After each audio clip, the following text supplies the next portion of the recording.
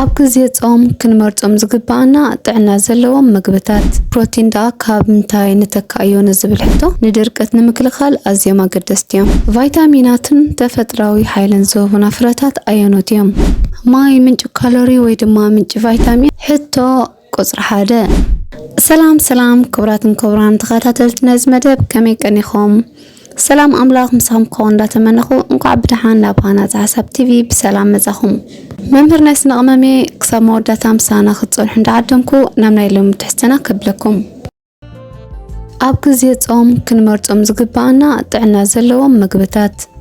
ጾም ኣብ ምጅማሩ ኣካላትና ድልዱልን ብርቱዕን ጥዑይን ንክኸውን ክሕግዙ ዝኽእሉ ምግብታት ከመይ ጌርና ከም እንመርጽ ምምሃር ኣገዳሲ እዩ።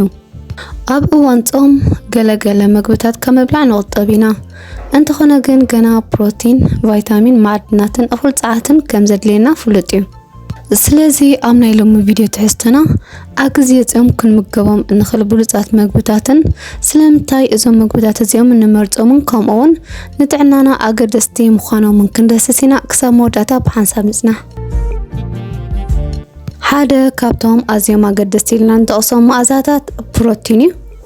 ከም ዝፍለጥ ኣብ ግዜ ጾም ፍርያት ናይ እንስሳታት ማለት ምንጪ ናይ ፕሮቲን ዝኾኑ ምግብታት ከምብላዕ ንቁጠብ ኢና።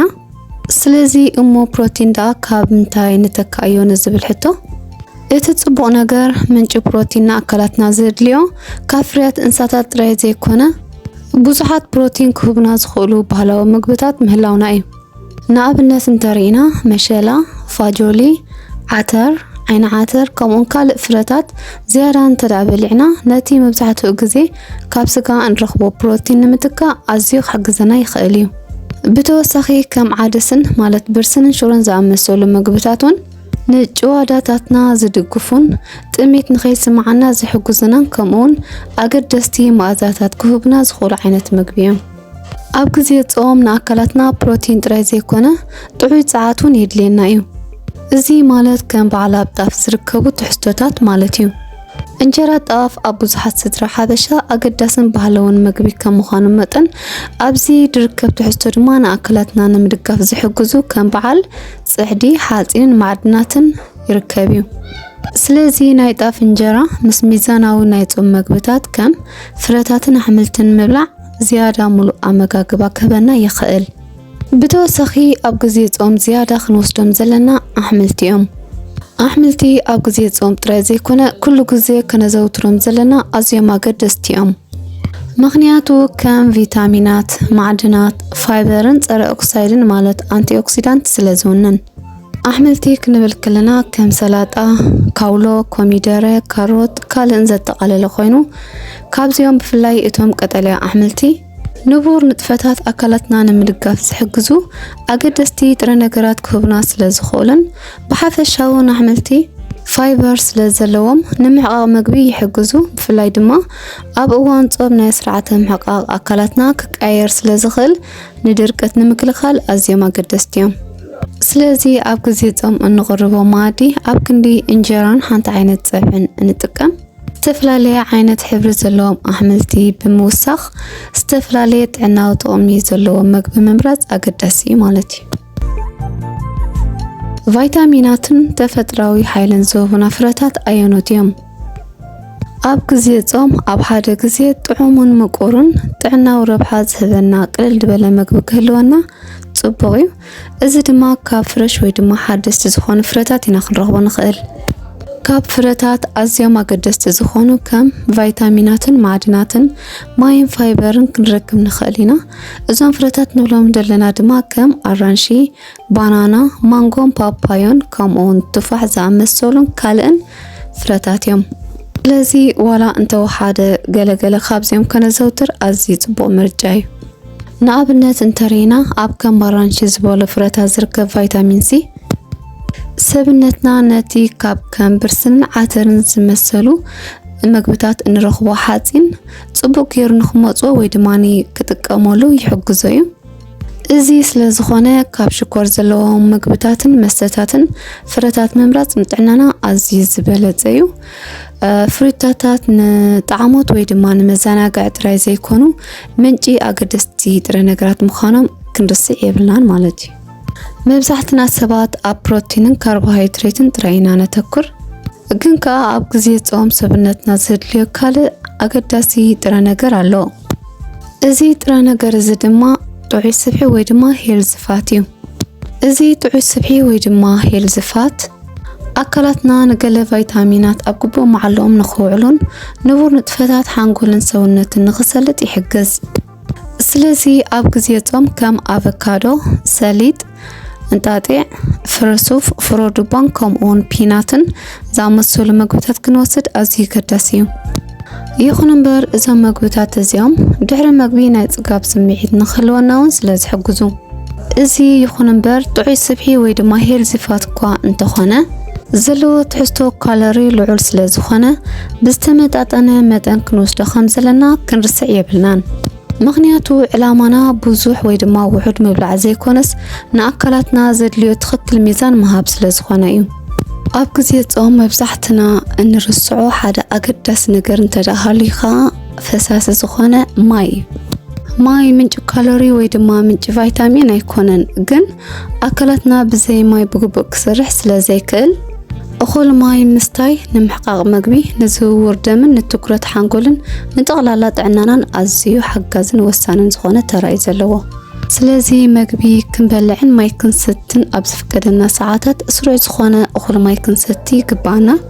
ማለት ክሳብ ንፀምእ ክንፀንሕ የብልናን። ከምኡውን ከም ፍረታትን ኣሕምልትን ዝኣመሰሉ ምግብታት ማይ ስለ ዘለዎም እንተደኣ ኣብ ዝውቱር ድኾነ ምግቢ ንምገቦም እንተደኣ ኮይና ንሰብነትና ማይ ንኽረክብ ይሕግዝዎ ስለ ዝኾኑ ብዙሕ ክንሸቐል የብልናን። ስለዚ ሕፅር ብዝበለ ዝተመጣጠነ ናይ ጾም ምግቢ ከነዘውትር ኣለና ንምባል እዩ። ዝተመጣጠነ ምግቢ ካብዞም ዝጠቐስናዮም ኣየናይ ነየናይ ዝትክእ ንዝብል ሕቶ ካብዞም ኩሎም ዝጠቕስናዮም ገለ ንምጥቃስ ዝኣክል ንኣብነት ናይ ጣፍ እንጀራ ሓይሊ ወይ ኤነርጂን ፋይበርን ይህበና። ከም ብርስን፣ ዓተር፣ ሽሮ ዝኣመሰሉ ፕሮቲን ክትኩልና ይኽእሉ። ኣሕምልቲ ቫይታሚናትን ማዕድናትን ይህቡና። ፍረታት ተወሳኺ ቫይታሚናትን ተፈጥራዊ ሓይልን ክህቡና ከለዉ ፍረታት ከም በዓል ፒናት፣ ሰሊጥ፣ ኣቮካዶ ዝኣመሰሉ ድማ ጥዑይ ስብሒ ወይ ድማ ሄልዝፋት ይህቡና። እዞም ምግብታት እዚኣቶም ብሓደ ኣዋሂድና ምስ እንበልዖም ኣካላትና ሰፊሕ ዝኾነ ጥረ ነገራት ይረክብ።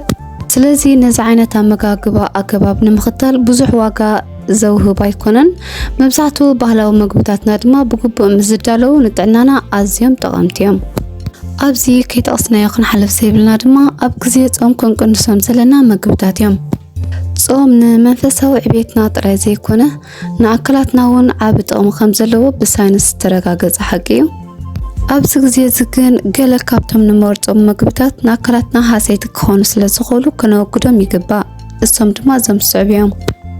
እዚኦም ከዓ ካብ መጠን ንላዕሊ ዝተጠብሱ ምግብታት እዮም። ንኣብነት ካብ መጠን ንላዕሊ ዘይቲ፣ ብሽኮር ዝተመስርሐ ዝተፈላለዩ ብልዕን መስተን ከምኡውን ብብዙሕ ፕሮሰስ ዝተመስርሑ ምግብታት። እዞም ምግብታት እዚኦም ቅልጡፍ ዝኾነ ሓይሊ ዝህቡ ይመስሉ ይኾኑ እዮም። እንተኾነ ግን እኹል ዝኾነ ቫይታሚናትን ማዕድናትን የብሎምን እኳ ደኣ በቲ ዝሓልፍዎ ፕሮሰስ ናይ መስርሕ ዝነበሮም ትሕዝቶ ክጠፍእ ዝኸውን። ስለዚ ኣብ ክንዶኦም ንኣካላትና ሓይልን ጥዕናን ኣብ ዝህቡ ተፈጥራውያን ምግብታት ከነተኩር ይግባእ።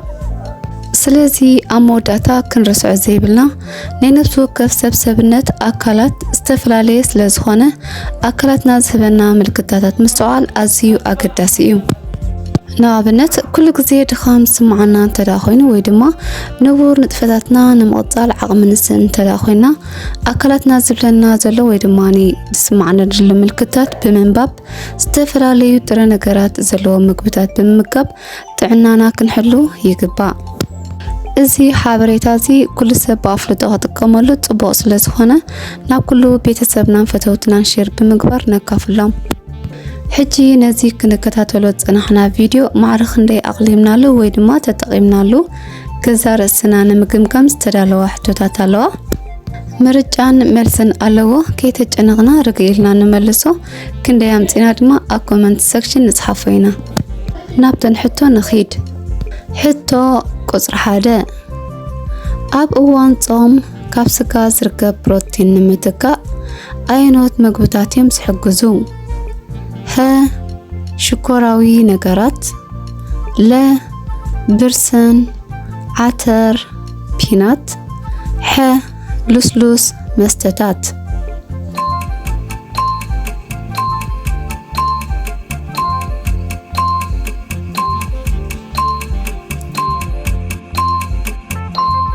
መልሲ ለ ብርስን ዓተር ፒናት ሕቶ ቁጽሪ 2 ኣብ እዋን ጾም ናይ ጣፍ እንጀራ ስለምንታይ ጽቡቕ ምርጫ ይኸውን?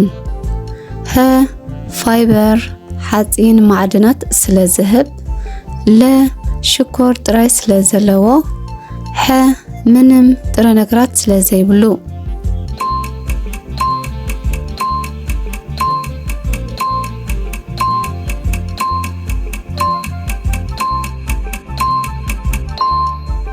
መልሲ ሀ ፋይበር ሓጺን ማዕድናት ስለ ዝህብ ሕቶ ቁጽሪ 3 ኣየናይ ጉጅለ ምግብታት እዩ ኣገደስቲ ቫይታሚናትን ማዕድናትን ፋይበርን ዝህብ?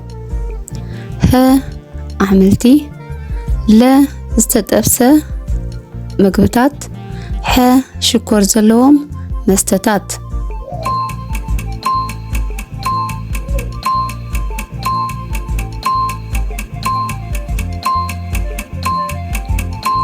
መልሲ ሀ ኣሕምልቲ ሕቶ ቁጽሪ 4 ካብዚኦም ኣየናዩ ምንጪ ጽቡቕ ስብሒ ወይ ድማ ሄልዝ ፋት ዝኾነ?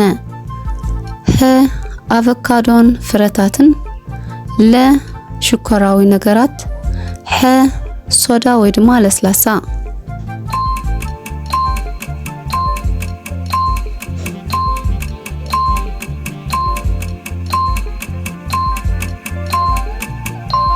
መልሲ ሀ ኣቮካዶን ፍረታትን ሕቶ ቁጽሪ 5 ኣብ እዋን ጾም ስለምንታይና እኹል ማይ ክንሰቲ ዘለና?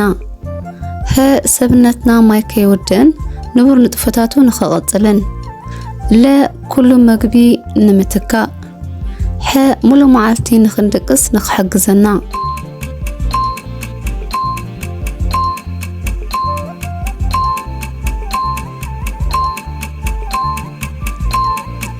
መልሲ ሀ ሰውነትና ማይ ንኸይውድእን ንቡር ንጥፈታቱ ንኽቐጽልን ናይ ሎሚ ቪድዮ ትሕዝቶና ነዚ ይመስል ነይሩ። ኣብ ሃናፂ ሓሳብ ቲቪ መጺኹም ስለ ዝተኸታተልኩም እናመስገንና።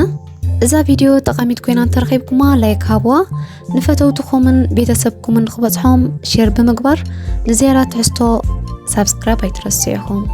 ኣብ ቀጻሊ ቪድዮ ክሳብ ንራኸብ ከዓ ሰሰናይ ንዓኹም።